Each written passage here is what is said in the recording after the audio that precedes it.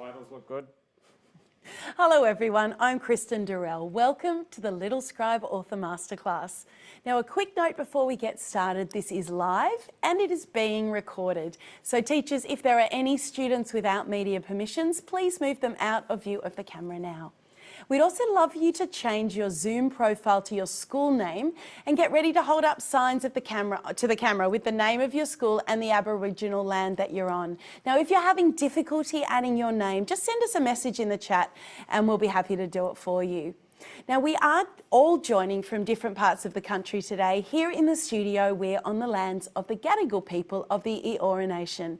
And I'd like to pay my respects to elders past and present and acknowledge Aboriginal and Torres Strait Islander peoples as our very first storytellers. Now, I'm hoping some of you have your signs up to the cameras because we'd really love to do a zoom around the country and see where you're joining us from today.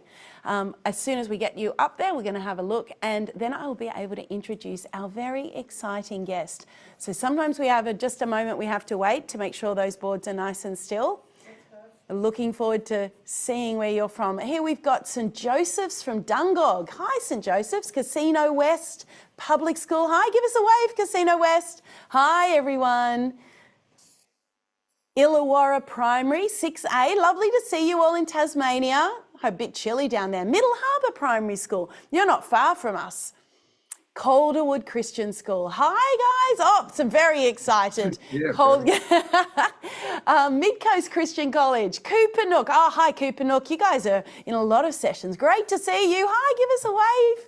Oh, hold it nice and still. St Anthony's Catholic College. This is good practice, guys, for when you hold your work up later. Hold it nice and still to the camera. Nice to see you all. And St Clair's, hold it up again. You're in Townsville, St Clair's, I think, aren't you? Hi, everyone.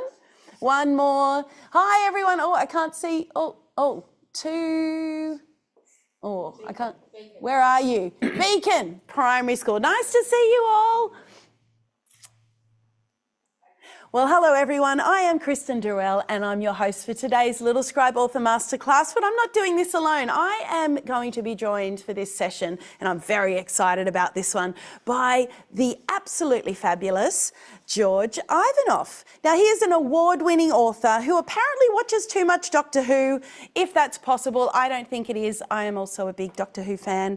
Now, in between watching sessions and episodes of Doctor Who, George also has written more than 100 books for kids and teenagers. Now, you might know some of them, like the interactive You Choose series, the non-fiction survival guides for kids, and of course, the absolutely spectacular Monster Island. Welcome, George, to the Littlescribe family.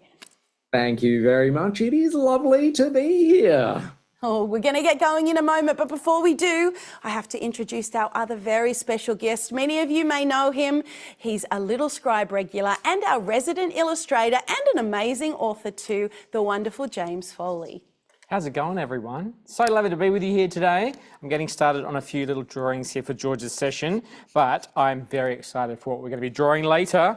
I'm not going to tell you what it is. I'll let George do that later on. Oh, exciting.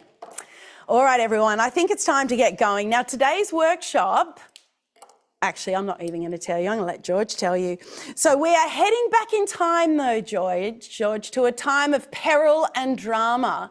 And both of those words are going to start with the same letter as where we're going. What are we doing today? Absolutely. We are going back into prehistoric times with dinosaurs. In fact, I'm even wearing my dinosaur t-shirt today to get into the mood. Fantastic. All right, so let's get right into it and get everyone's brains warmed up into a prehistoric peril environment with some fantastic dinosaur imaginings in our minds. So I want you to give us a bit of a warm-up. I think we need to get going to take ourselves back in time. How are we going to get going? What are you going to warm us up with, George? Well, I thought I would warm us up with a little excerpt from my latest book, which is You Choose Mega Prehistoric Peril. So it's on the right theme with dinosaurs. So I figured that would probably be a good place to start. So are we ready? Ready to go. The terrifying sound echoes all around you, freezing you in place. You hear branches splintering and feel the ground shake with heavy footfalls. A massive reptilian head rears up over the treetops. OMG! It's a Tyrannosaurus Rex! Your legs feel like jelly and your heart is pounding over time. Not even your love of dinosaurs could have prepared you for this moment. The creature's jaws open wide as it bellows again, and you see the rows of sharp, blade-like teeth designed to slash the flesh of its prey. How's that for a warm-up? Well, I'm impressed. That was fantastic, George. So, Little Scribers, for your warm-up, what we're going to do right now is inspired by that spectacular piece of writing and performance reading it out. We're just going to write a few sentences or words, if that's where you're at, to extend that scene a little bit. So, George, I reckon they could add some sounds, perhaps, some smells. What else could they do? Absolutely. I'm a big fan of adding sounds. There are a lot of roars and crashes in the stuff that I write. So Little Scribers, this is just a warm-up. So you're only going to have about a minute here. This is just to get your brains and your hands working. So you've heard what George read out. That was a fantastic and exciting scene. I wonder what you might, and let's get writing straight away. I wonder what you could write about that, a few sentences or words, sounds, smells. What are some of the other smells you might get there, George? What do you reckon in that prehistoric I reckon setting? they should add in something about how the dinosaur's breath smells. Because the dinosaur's leaning down and roaring at you, you're going to get that stinky dinosaur breath. Fantastic. So I think that's a pretty good start. That would be a good one. And teachers, please remember, we'd love to see some of the writing in the chat as well. So when you've got some great work from your students, or maybe they could just be telling you the sentences, you can type them into the chat for us to have a quick look at as well. So Little Scribers, you've got about another 30 seconds or so, because this is just a warm-up, remember, and we're going to start building a new and exciting scene in a moment too. I wonder what James has come up with here. Not too much so far. Sorry, I thought you had all that writing, and I realised you were just telling us what we're doing. I just thought if the dinosaur's huge and it's opening its mouth right in front of you, your entire field of vision would just be taken up with that. It would. You wouldn't notice anything around you anymore. That would just be it. My entire field of vision was filled with the dinosaurs Gaping more. gaping more. Moors are always gaping, aren't they? They are. They're never closed. No. No, they're never slightly ajar. And they'd really stink. Can you imagine, like George said, their breath would really stink. And everything is glistening and dripping saliva and saliva dripping. I could smell his last meal. Yeah. You know what? Rather than the saliva just dripping, how about it splashing? Because this is a really big dinosaur mouth. Nice. There'd be lots of saliva just kind of James, have we got anything popping up the chat? Because we're going to stop this activity and move on. Anything in the chat yet? Oh, garlicky breath. We've got garlicky breath in the chat. It's an Italian dinosaur. It's just had some pizza maybe. Raw meat smell from his front teeth. Rotten flesh. The birds have fallen silent. Horrific, revolting, disgusting. Smells of blood. Ugh. Wonderful. I really like the rotten flesh. I think that's very evocative. That's a really good description. Yeah, I don't think anyone can't imagine what that might smell like. Well, what a great warm-up, Little Scribers. Now, as I said, we're not going to spend too much time on that. That was really just to get your brains going, get your thoughts into that prehistoric space with that fantastic dinosaur that George shared with us. But George, it's time to get our Little Scribers coming up with their own. Now, I believe a little birdie told me that you might have a favourite dinosaur that you would like to share, because Little Scribers, you're going to create a dinosaur or draw a picture of your favourite dinosaur in a moment. But first, let's have a look at, George, your favourite dinosaur. My favorite dinosaur is Lalinosaura. It's I'm not doing very good. No, that's all right. We might be able to bring that up as well ourselves. There it is. Oh, Look at that. Yeah, that's a little sketch that I did when I was writing about this dinosaur. It's an Australian dinosaur, and it's only about waist height to the average person, and it's kind of cute. So I really like this dinosaur. That's my kind of dinosaur. George, I like that one. Wonder what some other dinosaurs might be. James, do you have a favourite dinosaur? Triceratops. You stole mine. That was my favourite. Also T-Rex. Jurassic Park's my favourite movie of all time, so all the Yeah. dinosaurs from that one I really love. Yeah. What are is it velociraptors? They're the Velociraptors, kind of freaky ones. So they did change them around for the movie. They're not quite that big in real life in the fossil record. I believe, George, do you know anything about that as well? Would you be able to Yeah, no, confirm, or- they were completely wrong. They're actually based on another dinosaur. Really? Deinonychus, is that the one? Oh gosh, I you can't guys. remember which one it is, but I can show you another little drawing. Oh, This is a okay. Gigantosaurus. Oh, hang on. We'll go back to George. We'll have a look at. Oh, there it is. A gigantosaurus. Oh, Giganotosaurus. Giganotosaurus. It's a bit of a mouthful, a difficult one to say. That is a mouthful. So, little scribers, what we want you to do is have a nice clean piece of paper, and in the middle of that paper, and I need you to leave space on both sides, on the left and the right, because we're going to do some writing in that space. So leave enough space for some words and some sentences, but right in the middle, and James is going to do the same thing because he's very good at following my instructions. He is going to we're going to all draw a dinosaur in the middle of our page. Now, you might want to choose the same one that George drew, which is it Lele, George? Lalenosaura. Lalenosaura. I just saw the nickname up one the top. I named her Lele. Oh, got it. Right, I see. It might want to be a triceratops. James, how would you describe a triceratops? big.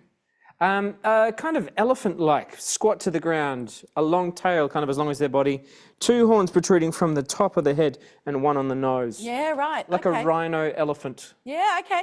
So if you've got a favourite dinosaur that you already know, you might want to do that. You might want to draw something similar to what James is drawing.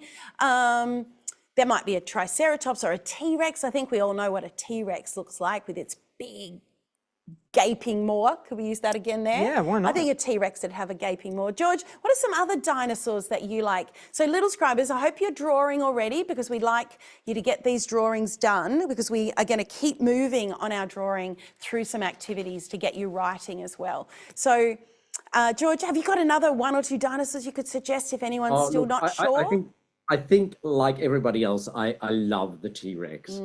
I think the T-Rex is, because it's kind of like the famous fierce dinosaur. But doesn't it have really little front legs? It's got these little useless legs, which is great for description when you're describing that dinosaur, because you can describe it as being fierce and frightening, but then you can add in a little bit of humor with its funny little arms that wave and can't really do much. So I reckon that's enough time to draw, and you can keep working on your drawings as well if you like, Littlescribers, but we're going to move on to the next part of this activity, and we've already been hinting at this a little bit, so we've drawn it. Now, George, you wanted everyone to now start to describe it. What exactly would you like our Littlescribers to do? Right, well, I'd like them to think of some words, some describing words for their dinosaur. Just 3 will be enough, and jot them down on the left-hand side of their drawing. So with the Lalenosaura, I actually I have a toy one here as well, which I thought I might hold up along with my 3 words to describe it. Small, cute, friendly. There are probably lots of other words you could use, but they are the 3 that I've chosen. And I would like the Littlescribers to also choose 3 words to describe the dinosaur that they have drawn. Okay, Littlescribers. Now, I know you're all amazing out there, so I have absolutely no doubt this is going to be super easy for you. So whatever beautiful and incredible dinosaur that you have drawn, you're going to be thinking of 3 describing words. So I wonder what dinosaur you've drawn. And remember, we can be starting to put some of these in the chat, but we're going to have one more little activity. I'll look at you all with your heads down writing. Wow, George, look at that. Look how many exciting and amazing things. Amazing, isn't it? I love to see people writing. I know, it's so exciting. So we're going to do one more activity before we have a really great zoom around and have a look at your work. And teachers, please do feel free to start putting things in the chat now so we can come back and have a look at both the words and what we're going to do next. So I'm just going to give you all about another 10 or 15 seconds to finish those 3 describing words. I thought that was really interesting, George, that you described a dinosaur as friendly. I'm not sure I would have used that word. Well, because it's such a cute and small dinosaur, that was my first thought actually when I saw, the pictures out in dinosaur books of this particular dinosaur, the artist's impression. I always thought this dinosaur looked really friendly, which is actually why I used it in the book. I love that. That's fantastic. All right, little scribers, I think you've had enough time for your describing words. Remember, you can keep working on those if you're not happy with them. You could even add a few extras if you've got more than 3. Oh, absolutely. You can have loads more than 3. Yeah. Now, Go for it. we're gonna have a bit of a look at what James is doing, and while we're having a look at what he's been putting on there, George, I'd love for you to share what you want the little scribers to do next. I think we're going to take those words and do a bit more with them. Absolutely. I want you to take those words and use them in 1 or 2 sentences to describe your dinosaur. And you can do that on the right-hand side of your page beside your drawing. So with the Leilinosaura, I might say, the small dinosaur poked its head out through the bushes. It looked cute and friendly. So in those 2 sentences, I've used the word small, cute, and friendly, my 3 words. That's fantastic. And little scribers, I have no doubt at all you're able to do that brilliantly. So off you go. Let's start writing 3 sentences or a couple of sentences using your 3 describing words for your dinosaur. Now, you should have your dinosaur in the middle.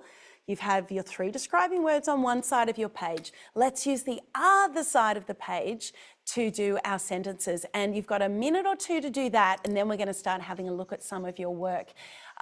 I can't wait to see what they're coming up with, George. I bet there's going to be some. Oh, there's one here already. Cute, short, and smelly. I love that. Smelly. Cute, short, and smelly. That's great, because cute and short are kind of sweet and nice, aren't they? And then the smelly makes you go, oh. I know, but it would be. I mean, animals are smelly, so I think that's an excellent choice. There's a great one here too for a Dimetrodon. It's one that has a big sort of sail fin on the back of it, and someone has said it's got a crinkle-cut chip-shaped fin, which is such a good, vivid descriptor.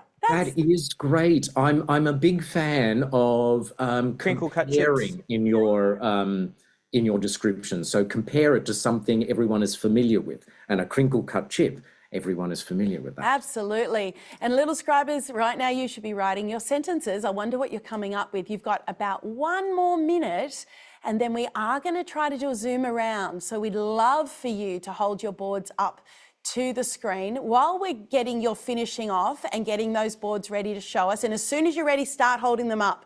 And that way we know you're good to go and we can come to you.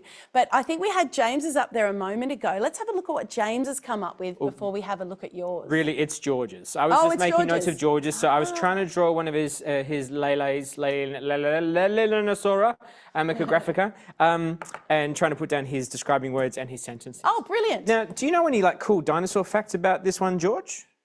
It was named after the daughter of the 2 scientists who discovered it. Aha, and where in the world was it found, do you know? In Australia, in Victoria. That's incredible. Oh, it is Victoria. It's an Aussie it dinosaur. Is Victoria, and it does not exist anywhere else in the world that we know of. That's cool. That's really cool. I heard of a dinosaur that was bones that were found in Queensland too. Wasn't there one found up there? I think there was a dinosaur in Queensland somewhere. I think we've got Matabarosaurus is one of our local ones. Matabarosaurus, yeah, right, okay. Oh, the Matabarosaurus. Yeah, that's a cool dinosaur, isn't it? Yeah, it's even got a cool name. Yeah. All right, little scribers, I think it's time to have a look around at your work, holding them up. And while we're waiting to get some shots up, James, is there anything else, or George, in the chat we can have a look at as well? The flying carnivore used his sharp teeth to tear through his enemy's flesh. Oh. That's from 4D St. Clair's. Well done. And look at all these fantastic writing that's being held up to the cameras as well. The fast beast was majestic and enjoyed being free. I really like that because you've added that element of freedom to it. It's not just about what it looks like, it's what the dinosaur enjoyed doing. And I think that's an excellent bit of description. Oh, I love it. I wonder if we can get a close-up on some of these screens. I think there's a great one there from Calderwood, but I'm not able to quite read the words. Oh, here's another one. Oh, just hold it. The fierce T-Rex roars as it flexes its hind tail. The T-Rex is so strong. It's so so tall, like 20 feet. It is, and that great drawing with the tiny little arms. I think they just sort of take some of the fierceness away, in my opinion. This immense dinosaur is deadly and scary like an alligator. Immense is such a great word. It is a great word, isn't it? Scary, immense, and deadly. The carnivorous creature walked towards me, its scary teeth showing. Behind it was its big tail. This is fantastic, George, isn't it? Yeah, it's all really, really good. There's a little chicken in this one going, bark! Dinosaur Sam entered the valley with the most horrendous breath in the world, which smelt like rotten flesh.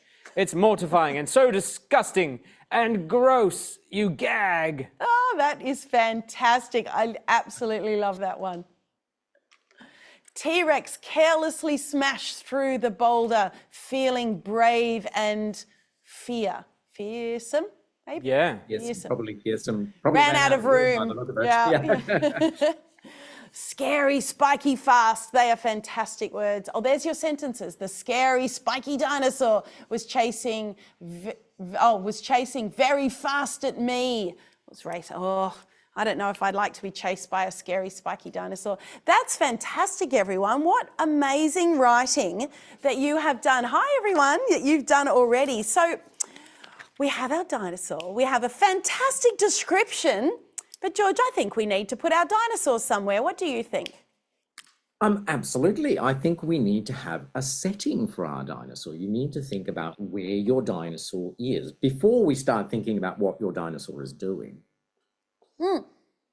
Sorry, I'm having a sip of water. Apologies. That's so, okay. George, would you like to read us a little passage that would give our wonderful little scribers a bit of inspiration on how to put their dinosaur in a setting for us? Absolutely. So I've got a little bit of an unusual setting from my book here, and that is, I haven't set it in the past in prehistoric times. It's set in today's world in an animatronics park where they've got these moving model dinosaurs. And here's what I've got. The area is set up a bit like a zoo. There are paths winding their way through forested areas with roped off sections containing dinosaurs. The dinosaurs look amazingly real. The only thing that gives them away as animatronics is their limited range of movements. There are kids from various schools wandering around looking at the exhibits. There are also some teachers. So in that scene, I've kind of given you a description of what the place looks like, and that there are people around and that there are model dinosaurs, but I've also compared it to something that everyone would know about, and that is how a zoo might be set out. Oh, that's a great idea. But I think for today, George, how about we get our little scribers to put their dinosaur in an actual prehistoric setting? I think that would be a good thing to do. And there's lots to choose from. I mean, you can have your dinosaur in a jungle, on a grassy plain, perhaps by a large lake where all the dinosaurs come together to drink the water. There are lots of options. Oh, I agree. I think that's fantastic. Maybe the dinosaurs by the ocean. I wonder if you've got some other ideas of where it might be. Feel free to throw a few of them in the chat and we'll share them if you do that, if you want to share them with your teacher. Now, George, while we're getting a few more ideas, I'd love for you to just share with us. Let's take one of those prehistoric settings. I'm going to put you on the spot here now. Let's choose one of those prehistoric settings, and maybe you could talk about your, I'm going to get the name wrong, Laliosaurus. Did I get that right? Lalinosaurus. Oh, close. Lalinosaurus. And so if you want to put your Lalinosaurus into a setting. Jungle? Yeah, why not? In a jungle. How would you describe that for us? All right. Well, I'd always start off with how it looks. So, what the leaves are like on the trees and bushes. Are the trees tall? Are they short? Are there vines hanging from the trees? Next thing I'd think about are the other senses. So you think about sound and what it all sounds like. Are there bird sounds in the distance? Insect sounds, perhaps? If your dinosaur is walking through the jungle, what sound does its feet make on the ground? Because if the ground is covered with lots and lots of leaf litter, it would make a crunching sound. But if the ground is like, hard and covered with pebbles, it would make a very different sort of sound. I'd also think about smell, because jungles have a very particular kind of earthy, wet smell about them. Yep. So I would think about that as well. So there is lots to think about when you're describing. I think the way I do it is I try to imagine myself in that spot and ask myself, what are the sort of things that I notice when I'm somewhere new that I've never been before? Oh, that's great advice, George. That's a really great way of thinking of it. Imagine you are that dinosaur in that space. So little scribers, I hope you're already writing, but if you're not, now is the time to write a sentence or two to describe the setting that you are putting your dinosaur in. Now, Someone's just suggested a yes? canyon. Oh, a Someone's just canyon. suggested a canyon. Now that is a great setting, because with all the rocky sides and everything, and if you've got the dinosaur down in, there's lots to describe with how that might look. That's a terrific idea. Love it. I love it too. And it means there's not much of an escape if you need to run away, doesn't it? You're kind of limited. That's right. Oh, look, there's another great setting, the base of a volcano. That's brilliant. Wow. These little scribers are impressive, aren't they, George? Oh, absolutely. Keep it These are coming. So great ideas that I never would have thought of. So it's fantastic. these are wonderful settings. And just remember, little scribers, you can take one of these and then apply what George was just doing a moment ago, which was using his senses to describe. So what would it be like at the base of a volcano? I've never been lucky enough to see a volcano, but I have been told that there's quite a strong sulfur smell. So it really stinks. It's probably very hot. Oh, that's if the volcano's erupting, perhaps. What else might you see? So if you're in a canyon, I wondered, James, what words might you use to describe the bottom of a canyon? And little scribers, writing your sentences. Unless the sun is directly overhead, you're probably going to be in shade. It might be a lot cooler down there. Yep. There may be water channeling along the bottom in a little stream or a creek, or even more. There could be a river. It could be a very narrow canyon. It could be wider. The sides, the rocks could be quite cool. Yeah. The textures, the patterns on the rocks, are they rough? Are they smooth? Are there lots of striated layers there?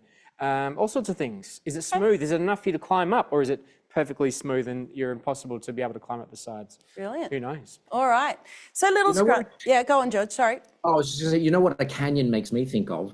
The echoey sounds. Yeah. So every word spoken, every roar made by your dinosaur would echo around the place. I reckon that'd be great. Yeah.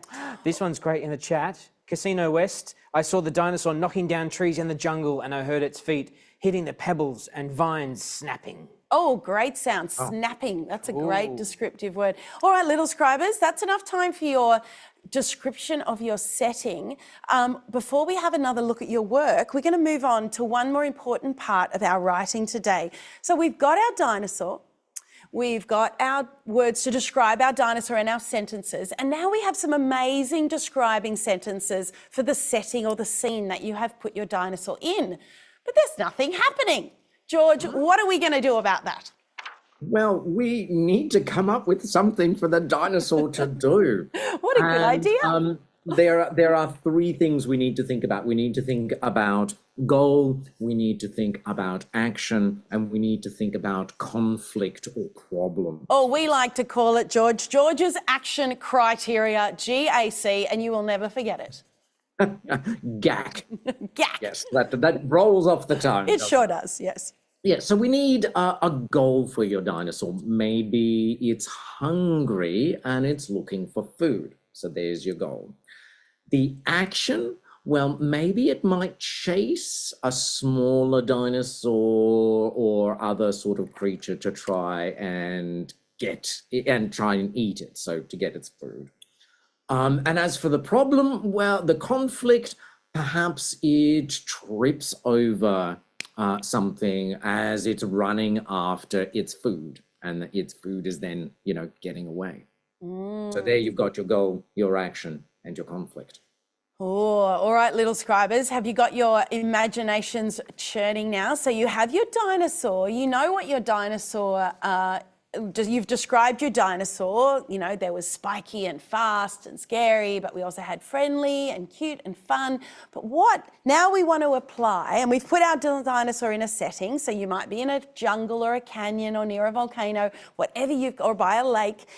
So now we're going to get your dinosaur to do something. So we want you to write your own action sentence or a couple of sentences following George's criteria. You need a goal. What does your dinosaur need or want? Like George suggested, it could be food, it could be something else.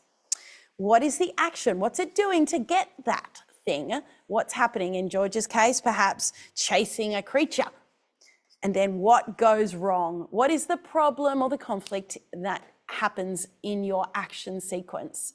All right, little scribers, are you writing? We've got George's up there. We've got George's up there. Should I have a go too? I reckon you should have a go, James. I like that canyon idea. Let's use the Yeah, canyon. let's go with the canyon. So, George, there's lots of things that can go wrong, and sometimes they can be big things and sometimes they can be little things too, can't they?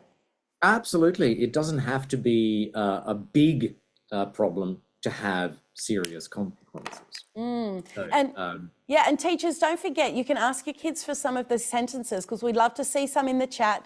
We'll also, after this activity now, we're going to have another look around the country as well. So when you are finished with your amazing action sentences, start holding your things up. And I know you've got to hold them up for a while, but that way we know that you're ready as well. So George, can you give us an example perhaps of a smaller thing? I'm putting you on the spot again, aren't I? well, no. I mean, in fact, the example I came up with is a smaller thing. So, so what I've actually written is the dinosaur wanted food. It chased a smaller creature, but it tripped on a fallen tree. Now, I could have had a bigger problem. I could have had a T-Rex show up and attack our dinosaur. That would have been a huge problem. But instead, I've gone for a small problem where the dinosaur trips over. But it still stopped the dinosaur from achieving its goal of getting food.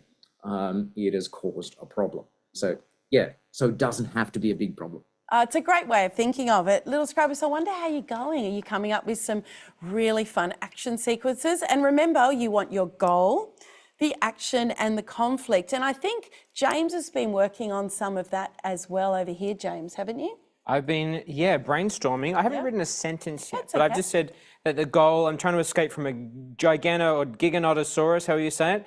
Action, I'm running away into a canyon, but conflict, the giganotosaurus could actually get through as well. He's following me, and now I'm trapped. I just have to keep running or find a cave or, I don't know. It's a good thing. You just find something bad to happen to your character, then they've got to find a way out of it. And a really good way to put these three different elements into your story and make sure you're covering them is perhaps use a different colour for each of the things that you're doing. It might be your goal is one colour in your writing, the action is something else, and then the problem or conflict is a different third colour. And that way you can see that you have all of those elements in your writing, which is fantastic. When we're really excited to see what you're doing, we've got a few coming up on the board. If you still need a bit more time, that's fine. We might start taking a look at some of this writing because there is so much amazing writing up here, George. Great stuff in the chat. Oh, here we go. The T-Rex dangerously swept through the old secret dark cave with mouldy spiders creeping around its web. What a fantastic start. And I wonder if you could go and keep working on that one to add some conflict and action, more action in there. The gurgling volcano angrily splashed here and there. The smoky smoke smelled and it felt like an oven. The Brontosaurus stand around happily. It must like the oven. I wonder again, I'm hoping we can see some more conflicts in here as well, which you could keep working on after you're writing, everyone. There's a great one in the chat. Yeah? As the dinosaur was looking for food, the volcano erupted. Everything became smoky and steamy, and the trees caught fire as the ground shook. The dinosaur must escape. So that's a very big problem, Yeah. an exploding volcano, an erupting volcano, but it's a great problem and lots of great description there with the smoky and steaminess of it all and the trees catching fire. We've got another one here. The colossal T-Rex stormed through the canyon to search for his delicious dinner, but there is another T-Rex. What should he do? I really like that one poses that question. How are we going to solve that problem? Yeah, and I love the use of the word colossal. Yes. I mean, the little scribers are coming up with lots of great words to use instead of just big. We've had, massive and gigantic and now colossal. I think that's brilliant. Wonderful. And here's another one. The little dinosaur jumps out of a spiky bush and slurps up water from a nearby gushing creek. Then it runs off, chasing after its prey. Oh, I wonder what could go wrong for this little dinosaur chasing after its prey. Maybe when you work on this after the session, it could trip over like in George's case, or something else might go wrong. Here's one more. We might just read this one more and then we're going to move on. There are active volcanoes that I can hear. There are rivers I can see. There are echoes of roars I can hear from canyons as well. A T-Rex charging after his prey. And I wonder if you are the T-Rex being chased after too. Wow, what fantastic writing, George. I'm very impressed. So George, we have a character, we have a setting, and we've described our character. We have, what did we have next? An action sequence using George's action criteria. GAC. What do we need to finish off our writing today? We need a resolution. We need some way to finish off the story that is going to be satisfying for the reader. Now, the obvious thing is to give the dinosaur its goal, have it achieve what it was setting out to do, but it doesn't have to be that. The dinosaur can fail to get what it wants and then ends up going hungry, perhaps, instead of getting its meal. That is still a resolution. It's still an end to the story. Okay, so little scribers, you've just got a minute or two to see how your story ends. So the main thing from the previous activity that you need to be thinking about was that goal that you chose. So that first step of GAC, the first part of that action criteria was the goal. So what did your dinosaur want or need? What did you write that it wanted or needed? So now you have to decide, as George has said, did it get that thing? Did it achieve its goal or not? And either way, you're going to have an ending. So now, little scribers, you've got about 2 minutes to write a sentence that is your resolution. Did your dinosaur achieve its goal or not? I sometimes like, so off you go, little scribers, we'll be coming back to you in just a moment. But George, I sometimes like it when they don't achieve their goal, but sometimes not achieving the goal that you wanted lets you learn or achieve something different. That's right. You can find that there was perhaps something better than what you were after. You can perhaps have learned a lesson along the way. In terms of my dinosaur who tripped over the fallen tree, well, the lesson learned is he should be a little more careful, perhaps not run so fast and watch where he's going. So indeed, missing out on a goal can actually often be more interesting than just getting what you were after. It sure can. And we've got such great writers here on the Little Scribe, in this Little Scribe session today, that I can't wait. I'm sure they're going to come up with some fantastic options. And teachers, don't forget to add some of these into the chat for us to see there, as well as on holding them up to the camera. But George, our little scribers are such great writers that I think they'll understand this. Sometimes I like to talk about those lesson learned or the unexpected endings as sometimes thinking about what does your character, in this case our dinosaur, the goal is what it really wants, but what does your dinosaur really need? Sometimes what your dinosaur really needs to be a better character or be a better dinosaur is not necessarily what it thinks it wants. So I think sometimes thinking about a different ending can be a really interesting way, or it is perfectly fine for your hungry dinosaur to overcome a whole bunch of tripping over and stumbling and falling into a canyon, but still get its dinner at the end. That's Absolutely. A nice, happy ending. That's fine as well. And that's the wonderful thing about writing, is that you get to decide. Yes. You get to decide what the dinosaur is going to get or not get. That's fantastic. So, James or George, have we got any in the chat as yet? And I reckon if we can, we're going to have another very quick Zoom. We don't have long, so we just want to have a very quick Zoom to see what some of these resolutions might be. But teachers, please, if you can put a couple in the chat, that's a great way for us to see them as well. There's a great little resolution here, a failed resolution. The T-Rex got near, but the Velociraptor stayed very still and the T-Rex could not see him and lost him.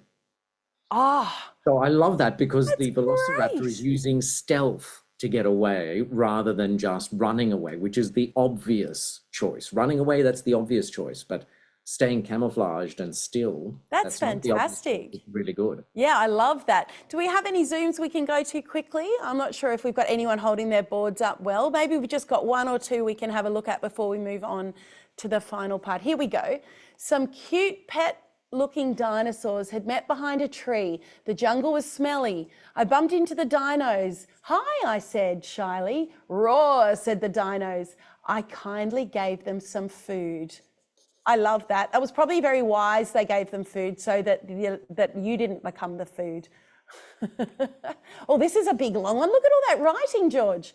Roar. Yeah, oh my goodness. Do you want to read this one out, George? I can't read, I can't I'll read it. It's all right, I'll read it for you. Roar goes the small dino as it opens its mouth and bites into a tree, thinking it was meat. Then he goes to the rainforest, to a river, and washes the wood in his mouth out. But then he fell into the old green stinky river, and then he gets something. Sick maybe. Then another dino jumps in and saves him from the other dino. I think that's it. Sorry if I got a bit of that wrong.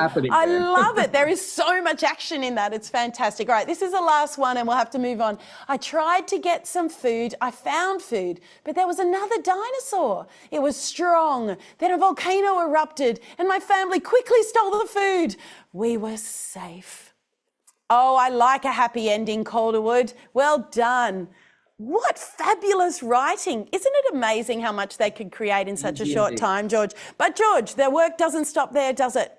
No, it doesn't. No. Because after you've done your writing, you need to edit your writing. You need to go over it and make sure that it is the best it can possibly be. And how do we do that? Well, there are 4 things on my checklist that you really need to watch out for when you're reading over your work. You need to make sure that the tense is consistent. So past tense, present tense, make sure that it's the same all the way through. You need to look at your point of view, whether you've written it in first person from the point of view of the character or in third person where you are looking down on the characters. Then you need to look at the logic to make sure that everything makes sense in the story. So like if you are setting it in prehistoric times, you're not going to have a plane flying overhead because that wouldn't make sense. And then you also need to look at the language and look for ways to elevate what you have, perhaps add more describing words, more action words to a scene. That is such wonderful advice. So everyone, your consistency checklist. So after the session, we would love you to have a look at what you've done today and then apply George's fantastic checklist.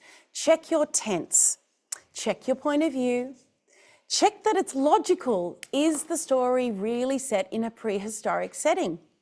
And check your language. Check the language use. Does it make sense? That's such a great checklist. I think I'm going to write that one down and keep it as well. So James has written it down there. Maybe you might want to quickly write that down as well. And then we will actually get James to do a bit of a recap on all the fantastic things that we have learned in this session. How much time do we have, Chris? We've got enough to do a nice one. Okay, fantastic. Yep. I've had to tell James to go very fast sometimes because we've run out of time. But this one, you don't have to race. No, maybe no elevator music. Okay, cool. Okay. George Ivanoff, Dino Dramas, Prehistoric Peril. With the warm-up, we heard a fantastic bit from George's story, and we got to write a bit that would come after it. We got to draw some dinos. We got to find out about Leilinasaura amicographica. Leilinasaura. And You can do it, James. It's much more fun to stuff it up. And she's an Aussie, apparently. We got to think about settings. I did see on the chat someone had put bouncy castle, which I thought would have been so much fun to have a dinosaur chasing another one in a bouncy castle, but unfortunately they weren't invented yet. We talked about GAC. Goal, action, and conflict, which is such an easy way to structure it. And we got to do a little example of our own. I talked about separating my goal, action, conflict in different colours. The Leilinosaurus sprinted away from the colossal Giganotosaurus, the ground shaking beneath it. Leila took a sharp right between rocks, hoping to shake the predator, breathing down its neck. But the Giga burst through the rocks into the canyon beyond, gaining on Leila. She was trapped. And then we had to talk about satisfying endings. I'm not going to read this whole thing, but because the Giganotosaurus is so big, it starts shaking the sides of the canyon, boulders and landslides are coming down, and there's a narrow part of the canyon, and if she times it just right, she'll be able to get through just before a huge boulder comes down and blocks the bottleneck and stops the Giga from coming after her. Oh, Hopefully. that's brilliant. And James, I know some of our amazing little scribers in the past have created some work around action sequences. Do you want to share some of that with us as well? Yeah, sure. This is not about dinosaurs, but it's about dragons. Coopernook Public School did this amazing collaborative story called The Kingdom of Fire. And they were doing these incredible story together, collaborative drawings as well, and doing action sequences involving dragons. A wonderful Fantasyland map here as well, like we could love to have in fantasy stories. They did a great job. They've got people riding on dragons, different types of dragons, some wonderful characters. They did a great job together. They also got to put in some Welsh knowledge here. I believe, was it set in Wales maybe? Or because Wales has got dragon as its name, as its flag, and its national animal. So that's an example, everyone, of what you can do just by simply using the resources on the Littlescribe platform to upload the work, even just the work the students have done in today's lesson. Although we would love you to apply the criteria and elevate and edit that work. George, it goes so fast, doesn't it? But what an amazing amount of work our little scribers have done today. They've done very well indeed. But, you know, there is always more to do afterwards, and we've got a couple of videos as a follow-up where I talk about action scenes and describing scenes and what you can do to make them really interesting. Fantastic. Just while Chris just has a glass of water, we're going to do another Zoom around the country because lots of people are still here. Let's have a look at some of their work. So who have we got on the screen? We have got so many kids still with us. Let's have a look. There's so many here. Hello, everybody. Thanks so much for being with us today. Thanks so much for doing all such wonderful writing and drawing. Oh, Middle Harbour, you guys are going off. You're having a dance party. Hey, everyone at St. Clair's. There's some great stuff in the chat as well. There's a resolution here I've just got to read out. It says, sadly, the huge Brachiosaurus got trapped on the massive island and died. Oh, that's one way to end it. You can end the story. You can have a resolution where your main character dies. That is fantastic. You know, there's a famous writer called William Shakespeare. He used to do it to his characters all the time. Oh, look at that old dinosaur with a walking stick. I love it. Well, thank you, everyone. That was what a wonderful session. A huge thank you to George, who's come in and inspired us. I think I need to write a dinosaur story now. Thank you so much, George. And it's been a pleasure. And a massive thank you, of course, to James, who does such a great job of illustrating and sharing the work and recapping it for us as well. It's my absolute pleasure. Thanks, everybody. Thank you, everybody, for joining us today. Coming up next is some character... with Pip Harry, some character quest, that's the word I'm looking for. We're going on a character quest with the amazing Pip Harry. So thank you for joining us today. We hope to get you again soon. See you later. See ya. Bye. Bye.